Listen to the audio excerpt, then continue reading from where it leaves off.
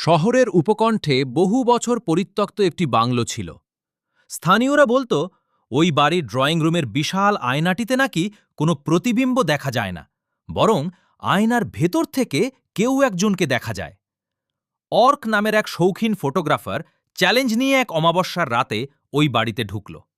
অন্ধকারে ক্যামেরা নিয়ে ছবি তুলতে তুলতে সে ড্রয়িং রুমের আয়নাটা সামনে গিয়ে দাঁড়াল। ফ্ল্যাশ জ্বালাতেই সে স্তম্ভিত হয়ে গেল। আয়নায় তার নিজের প্রতিবিম্ব নেই, বরং আয়নার ভেতরের মানুষটি অর্কের দিকে তাকিয়ে ভয়ঙ্করভাবে হাসছে। ঠিক সেই মুহূর্তে ঘরের সব দরজা জানালা সশব্দে বন্ধ হয়ে গেল এবং আয়নার ভেতরের সেই ছায়াটি ধীরে ধীরে আয়নার ফ্রেম থেকে বেরিয়ে বাইরের ঘরে পা রাখল। অর্ক আর কোনোদিন সেখান থেকে বেরিয়ে আসতে পারেনি। শেষ ট্রেন রাত 12:15 ট্রেনটি ফাঁকা স্টেশনে এসে থামল। শিমুল একা দাঁড়িয়েছিল প্ল্যাটফর্মে। ট্রেনের কামরাগুলো একদম নিঝুম। সে উঠে পড়ল একটা কামরায়। ভেতরে কোনো বাতি জ্বলছে না, কিন্তু একটা হালকা নীল আলোয় চারপাশ আবছা দেখা যাচ্ছিল। শিমুল খেয়াল করল তার পেছনের সিটে একজন লোক বসে আছে, যার সারারা শরীর ঢাকা চাদরে। ট্রেন চলতে শুরু করলে শিমুল কথা বলার চেষ্টা করল, কিন্তু কোনো উত্তর পেল না।